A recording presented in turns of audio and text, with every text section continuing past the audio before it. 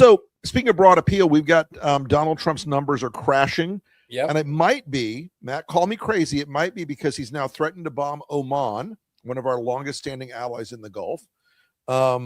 He's got Jared Kushner running around saying he's got a secret deal he can't tell us about. And we've declared the Strait of Hormuz as a new U.S. territory. Maybe that's something to do with these numbers. You know, do you ever see the movie The Campaign with Jason Sudeikis? And Absolutely. Okay, yeah. It's for all you all that haven't seen it, it's a really funny movie. Go see it. It's a very funny movie. Remember the scene in the movie where he walks in the office and Will Ferrell's sitting at the and he comes up with this crazy, right? Like it's like, here's my campaign plan, and Jason Sudeikis turns and says, "Is that book you're reading a book of bad campaign ideas?" That's what he says to me. Is that a book of bad? It's as if the Republicans are reading from a book of bad ideas. They're not addressing any of the issues. They're not addressing any of the issues that people care about.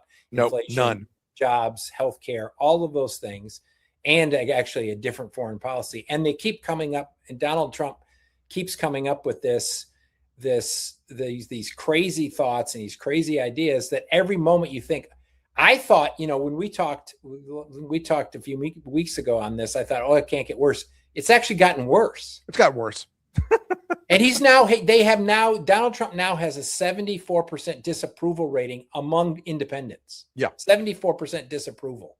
Which, to loop back on Florida one more time, folks, the largest group of voters in Florida are nonpartisan voters. They are NPAs. They are the classic independents. They used to vote Republican about 60% of the time. And the polling now has flipped upside down. And 2-1, 3-1, 4-1 against is not where you want to be in a state with a big pool of independent voters. Yeah, and I would argue, and I know you've pushed this, I would argue we shouldn't look past Florida on election night, because as we've talked before, Donald Trump's much worse position than he was in 2018. Much worse position in Florida than he was in 2018. Mm-hmm. He had a dead even job approval rating in Florida. Now I think it's double digits negative. And it's minus 20 on the economy. And that race for governor in Florida, and you remember this in 2018, with a rather flawed Democratic candidate, lost by less than 1% of the vote in 2018.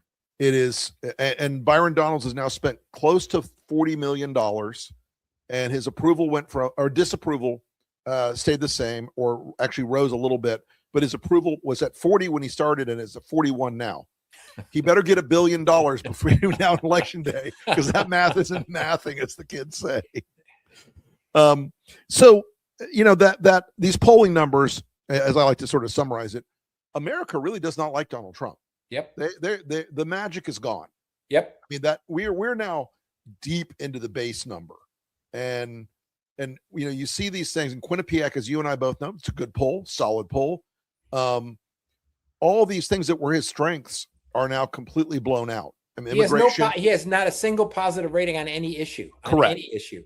And people forget that in 2018 he had a +8 on the economy. It's now minus 30 on the economy. He had a +8 when he lost bad in 2018.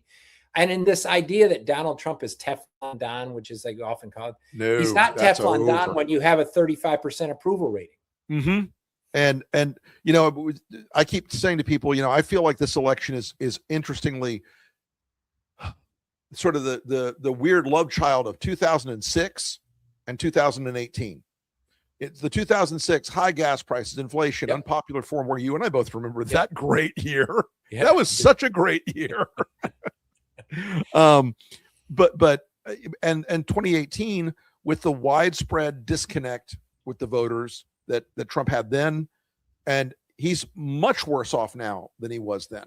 He's much worse off. And the Republican base is much less unenthusiastic.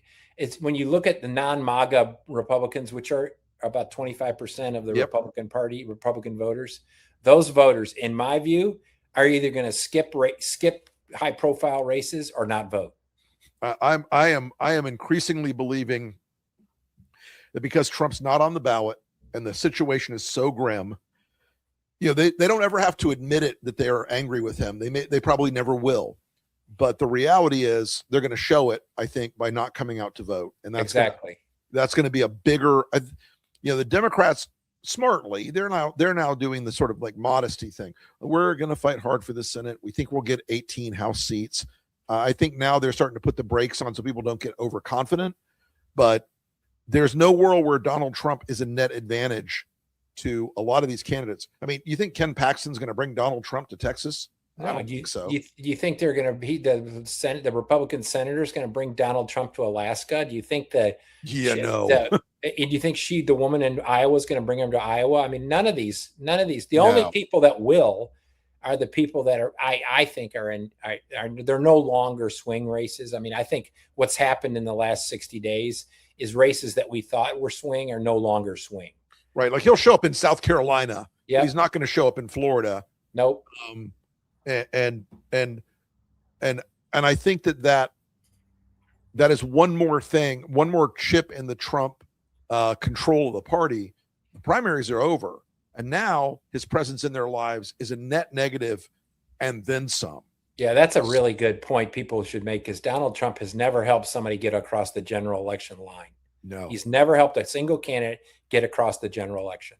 I mean, and this was before your time at LP, but in 2021, when we were helping Ossoff and Reverend Warnock in Georgia, Trump, every time Trump showed up, our trackers showed another dip for the Republicans. Every single time he made a speech or tweeted about it, you could almost measure it. It was a short porch race, but we were tracking almost from the very first day.